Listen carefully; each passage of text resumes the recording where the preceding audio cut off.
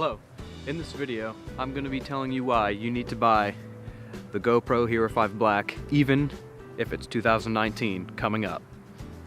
But first, let's do a little B-roll so you can see some test footage I did.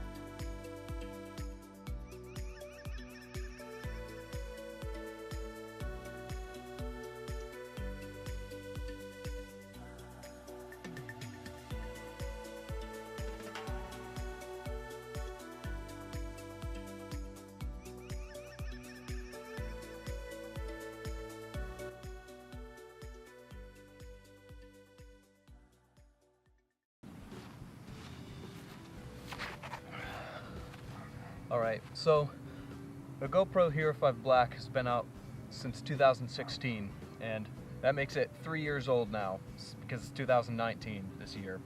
Oh, before I forget, a quick shout out to the person who let me borrow this to do the review.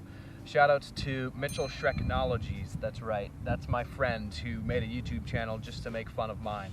But you can go check that out if you want to. The link is in the description below to his channel if you'd like to see his tomfoolery. And he's just obsessed with Shrek, so yeah, it just doesn't matter. So, moving on. One advantage that I'll say that I love about this is that it has a screen on it compared to the GoPro Hero 5 Session. The GoPro Hero 5 Session does not have a screen on it, and I don't like that.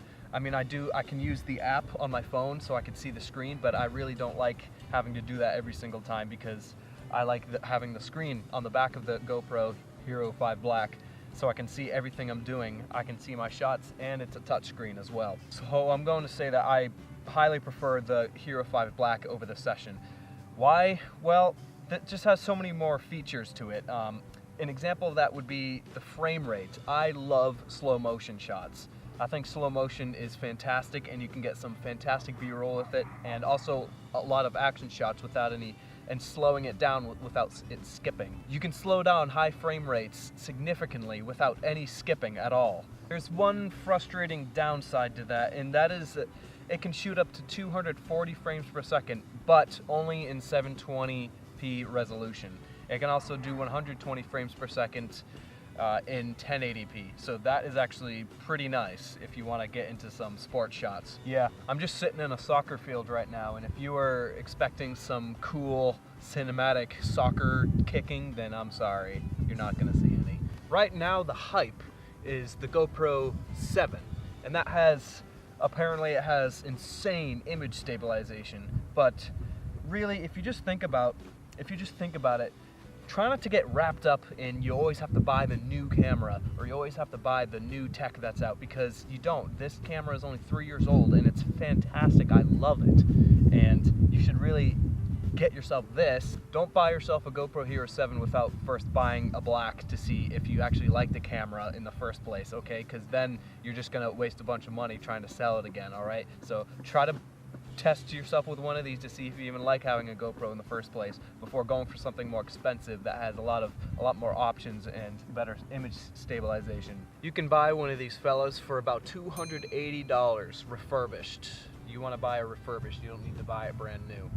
Okay, so what I'm going to do is I'm going to show you a couple of examples. What I'm going to do is I'm going to show you 720p at 240 frames per second, and then I'm going to show you 1080p at 120 frames per second, and you're going to see the difference between the two. One's going to be buttery smooth but kind of blurry, right? And then you're going to have one that's really crisp but not quite as slowed down because you can't slow it down as much. it's literally double the frame rate. 240 is double the frame rate of 120, but your resolution has to go down. It compensates. If you try to do it on here, it'll say it won't allow you to. So let's go test that out real quick and I'll show you.